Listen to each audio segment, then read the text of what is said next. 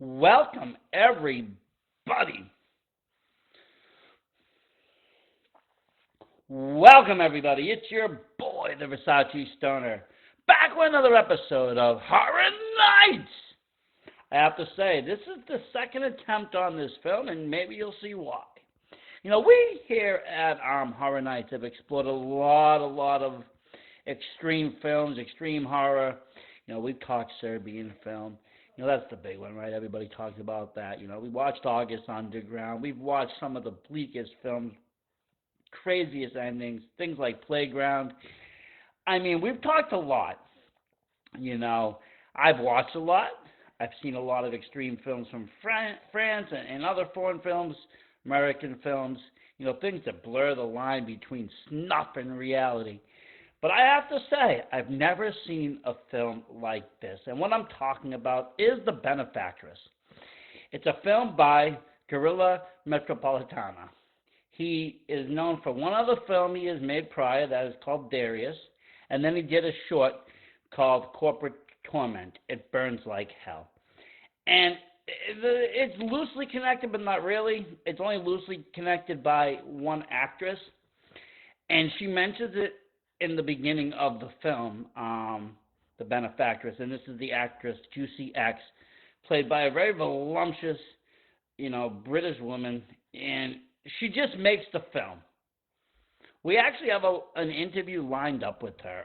It's gonna be wild because, you know, we will get into a little bit of what the film is about or what it takes place, but you know, the things she did on camera and the things that she did for cinema, I think is a little bit out of just the normal actress. I think it goes a little before, and I think she really put herself into it to create a piece of art. And that's what this video is.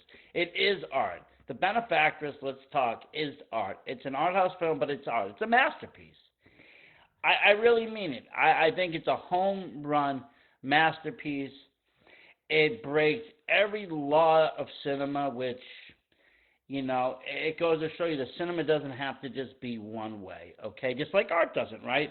Everybody interprets it differently. Now, some people are going to look at this and say that it's, you know, it's pornography. Other people are going to look at it and say that it's bullshit, you know. But there's people like me out there that are going, wow, this is something different. This is something new. This is something wild.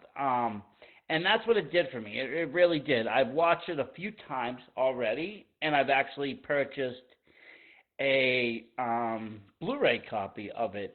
And I did want to talk about that too. It does have distribution right now at Blood Pact Films. I'm going to have all these links in there.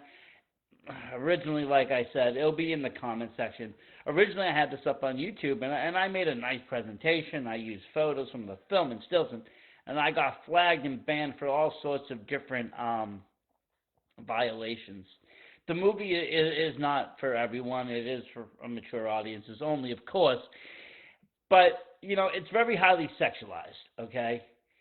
But not in your traditional way. Not, you know, you do have some, you know, sexual violence taking place, right? You have some sort of maybe abuse and neglect. But it's not your typical adversary. It's not your typical protagonist.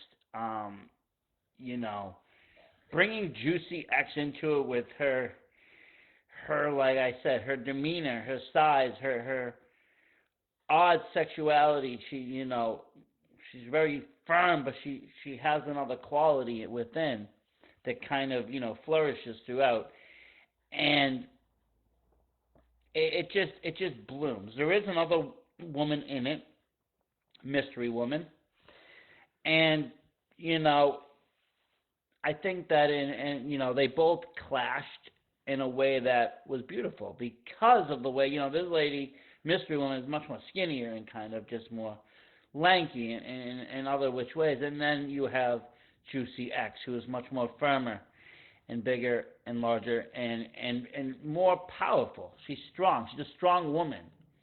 She can physically move,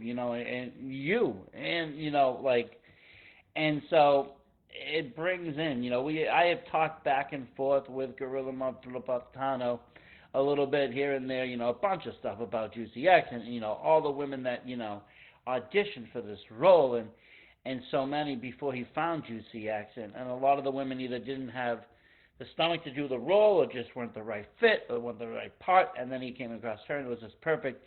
And again, she was also the protagonist in Corporate Torment, which if you go to Bloodpack Films and you buy the Blu-ray or the DVD, you do get that short included. The short is very graphic. It is very violent. It is very absurd and obscene, but it's great. It is a piece of art.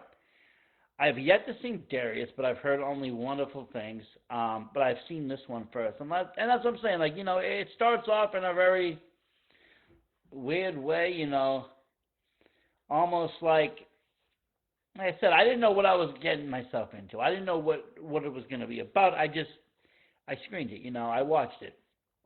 And it started off just kind of normal, and all of a sudden it just went into total chaos. And again, you have a woman who, brief description, you got a woman who kidnaps another woman, all this stuff takes place, and this woman tries to escape, and there's all this craziness. But, there's a baseline story to this that, another woman that was wealthy wanted to make a film, and the only key is that she had to be on the film via video, and she's sitting there watching, and she's taking great pleasure in what's going on in the film.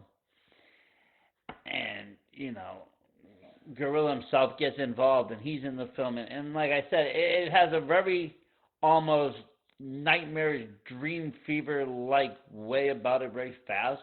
Between that, his very quick cuts, and so you don't get a lot of blends and blurs at the end of, the clips. It's just boom, boom, boom, right in your face.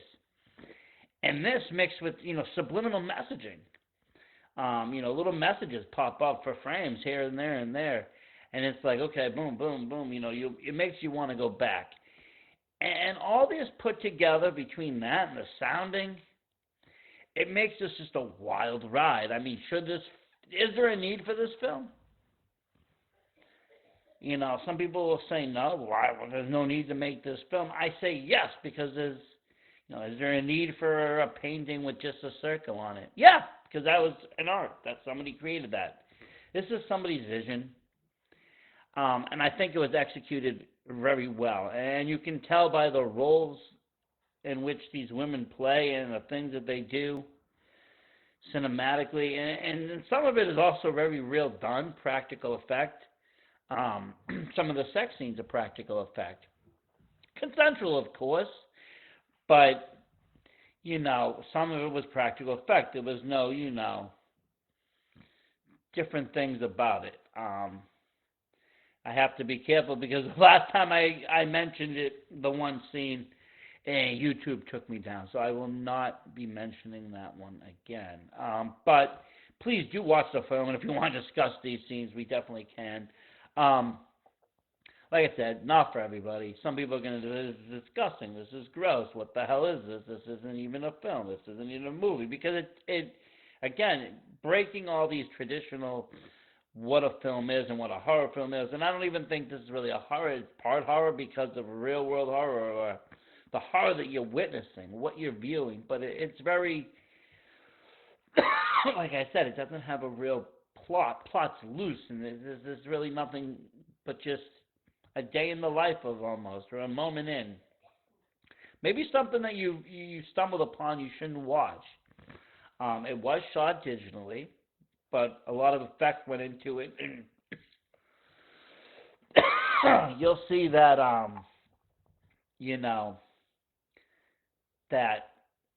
some things are like slates, and it brings back older video formats here and there, and just things are just off. It's not a perfect clean cut film. It's mostly black and white and color grading. It's a very interesting piece because everything matches together very well. I'm highly interested in it. Like I said, I know it's not for everybody, but I am going to give it, the fullest max. I'm giving it 5-star. I do believe that it is a piece of art, something that, will go down in the history of cinematic, history. It will go down. And, I like that it didn't get all gore. We've seen a lot of extreme films that get a lot of gore and a lot of blood, and that's fine too. That's another practical effect to be used, but this is a little bit mellower in some aspects. Again, it all just depends. Depends on the viewer. But, it's totally, like I said, just crazy. If you're in for something that you just want to, I don't know, experience, and that's what I call it, the experience. It's highly an experience. Definitely not a film to, just throw on with the family, though. Again, adults only, I do strongly suggest. But, you're sitting there, maybe you can sleep, maybe you can't. It is also a streaming place. You can find it. Just search The Benefactress, and it'll come up in some of the sites. If you don't want to purchase a Blu-ray, maybe you can't sleep on it. Like I said, you decide to rent or buy it, you watch it. It's an experience. But it does have a rewatch factor. Like I said, other films, Serbian film, I've watched it once, and I don't think it has much of a rewatch factor. There's no reason for me to want to watch that film again. I've watched this a few times. One, to just see what it was about. Another, I wanted to go back and actually view the techniques that we used in the film and study it. Because a lot of it is very unique. A lot of it is very signature. A lot of it is very niche and cliche and everything. It's great. It all works beautifully. I'm very excited that I was given the opportunity to even view the film because a lot of times I don't find these things. But this one came to me, and it's one of the films that I honestly can say I can stand behind. Guerrilla Metropolitana has been nothing but, great talking to, but also, like I said, I do look forward to his film, Darius, and, we talked a little bit. He said he's only made 2 films, and that's all he's going to do, and he doesn't want to water down his own product, and I think that is honestly a beautiful philosophy. I think, in some cases, unless you're a franchise director or you're into something else, you make these 2 profound films that, defy everything. How do you even make a 3rd or 4th? And does it ever live up to the original? Probably not. Never. And the fans and the people, they'll always want it to, and it never will. And then all of a sudden, people aren't remembering these original beauties anymore. They're remembering what's new. And I get that. So I really actually appreciate. He's like, 2 and done, make it perfect. And I think he did that 100%. So definitely, please, check out The Benefactress.